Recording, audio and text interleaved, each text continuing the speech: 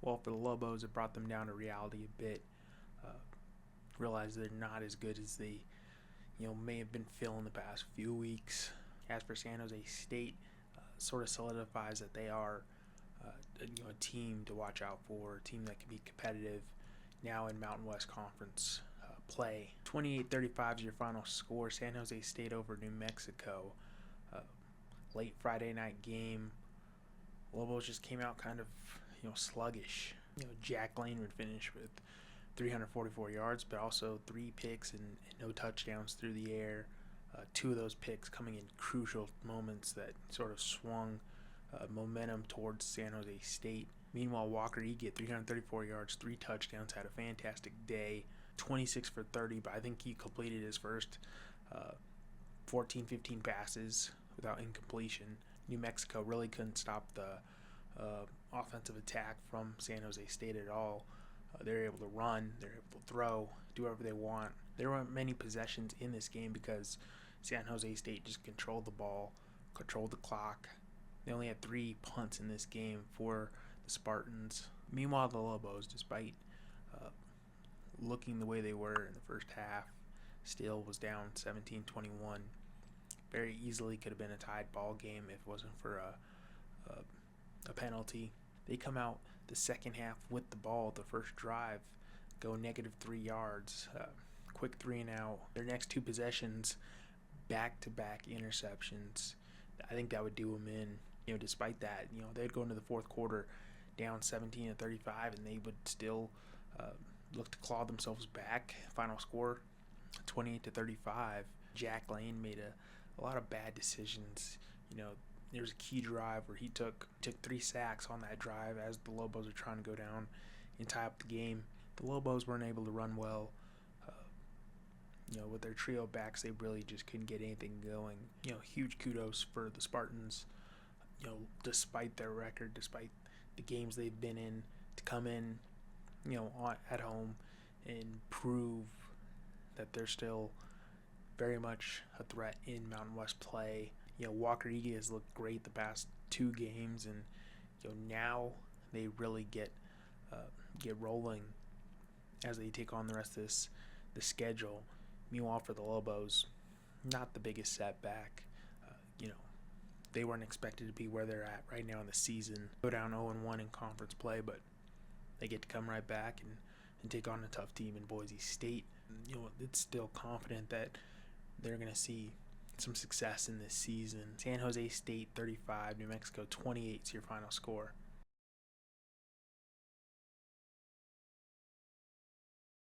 It just felt like San Diego State was in complete control for this game. There's never a doubt that you felt that Colorado State can find a way to, make this game competitive and take it to the final stretches. San Diego State wins this 145, Colorado State 24. Jaden Denigal, great day, 13 for 16, 256 yards, 2 touchdowns. Keeson and Bryden Carwell, both great days, go over the century mark. Sutton putting up 2 touchdowns, Cardwell a touchdown himself. Meanwhile, for the Rams, Jackson Broussard had a tough day, going up a great defense, at 155 yards, a touchdown. Darius Curry would end up seeing action in this game. He went 5 for 5, 51 yards, a touchdown himself. The Rams would find a way to get in the end zone, quite a few times, but they just could not stop the Aztecs offense from going. San Diego State puts up 4 touchdowns in the first half to really distance themselves, and from the rest of the way, it's Colorado State playing catch up, which they're not really good at doing. Now you have to start looking at this San Diego State squad. Defensively looked great this season, but now their offense is really coming on strong. And now you say, are they the best competition for UNLV right now, who's currently undefeated? They're a solid team. Right now, you'd have to say they're, strong contenders for, making it to a Mountain West title game early on in the season right now. The fact that their running game's so solid that it really opens up the passing for them. And, Denigal doesn't really have to go, MVP status to have a good day and just rely on his teammates, rely on his defense, and it's worked out thus far. For the Rams, it feels like they're just grasping at straws and they still can't figure it out. They're just seeing if anything can stick, if they can have any sort of consistency. They can't. I don't think they go through another QB switch. I don't know if that would help, but they seem like a team that's sort of lost right now and just trying to look for anything positive. 45-24 is your final score. San Diego State over Colorado State.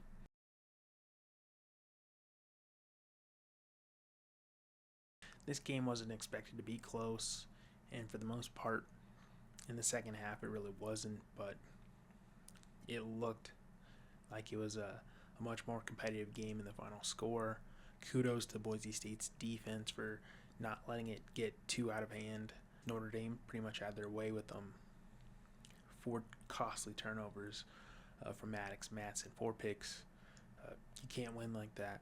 The only solid drive for Boise State was in the second quarter. They were able to drive down 70 yards and score. But other than that, it'd be followed up by a pick going to halftime, and they'd have 3 more picks in the second half.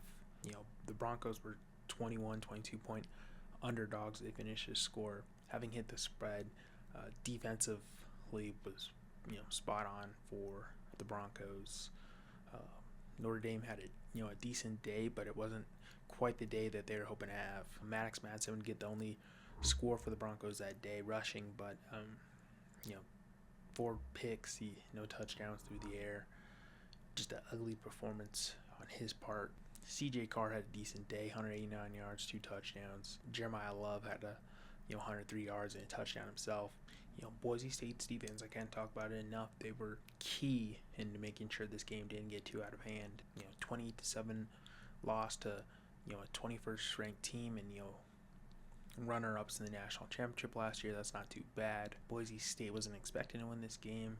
They're hoping to have a better performance than they did, but it is what it is. I think they can go back and do conference play now the rest of the way and feel confident that they are as good as advertised and that they can compete with the likes of the UNLVs, the San Diego States, the Fresno States. I would like to think that's going to be probably the worst performance we see out of Max Matson the rest of the way. I think he's going to be motivated in the weeks to come to prove that was a fluke, and they're better than that. And I expect the running game to work well against everyone else in the conference. I think Sire Gaines and Dylan Riley will get it going again and have impressive days later on this season. 28-7 is your final score. Notre Dame over Boise State.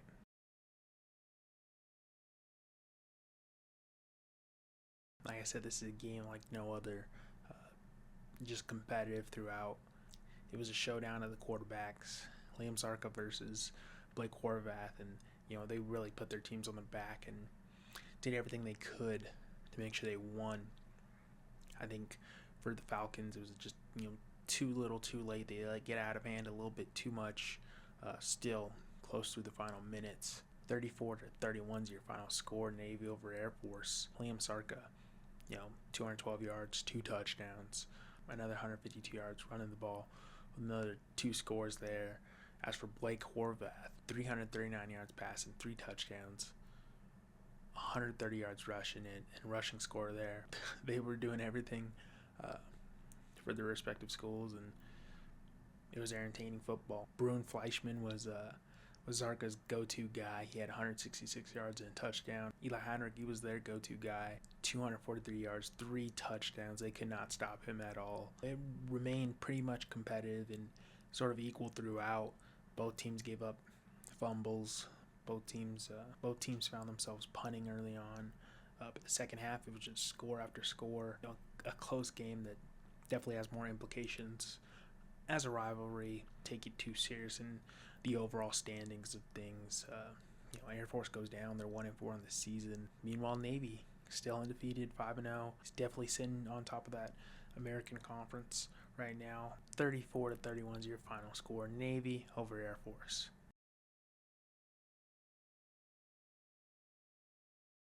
It's hard to win when you make that many mistakes.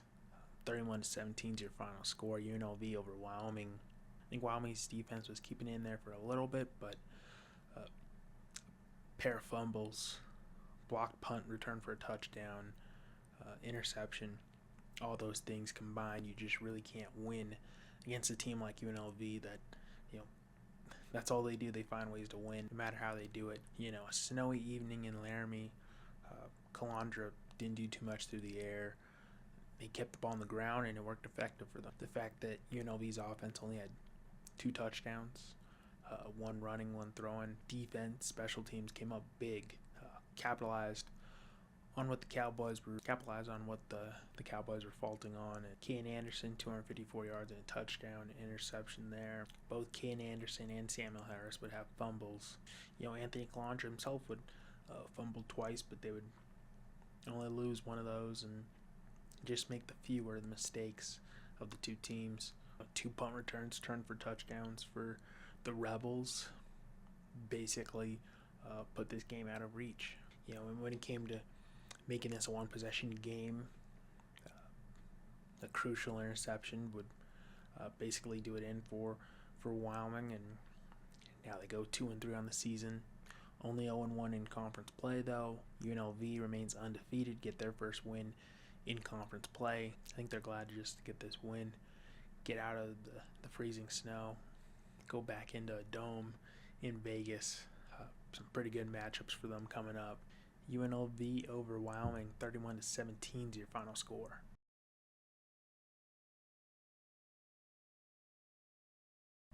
Such an odd anomaly.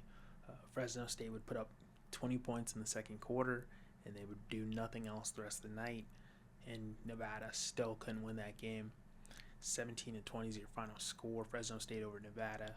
Teams that traded off interceptions early on. Fresno State would find a way to get it done in the second quarter.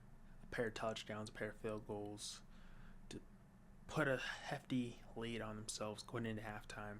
3 picks in the first half by Chubba Purdy, and then one by Carter Jones, who took over the rest of the game. And still, shutting out Fresno State in the second half. Carter Jones coming up with 2 big passing touchdowns late in the game, and they still couldn't find a way to steal one from Fresno State. Chubba Purdy was 0 for 4, 2 picks.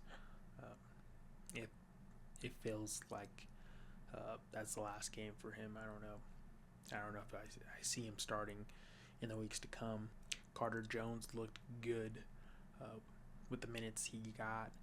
Fresno State, it's very sort of odd that they were able to find their way in the second quarter, but couldn't get anything done in the third or fourth, but still was enough to win.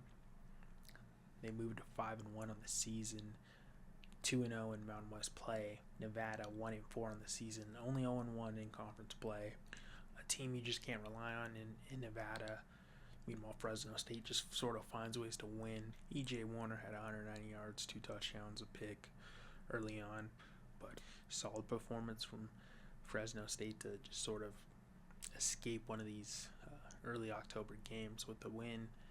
Move on 5-1 the season, 1 game away from bowl eligibility, and now really looking forward to taking on the best of the Mountain West. 20-17 is your final score here.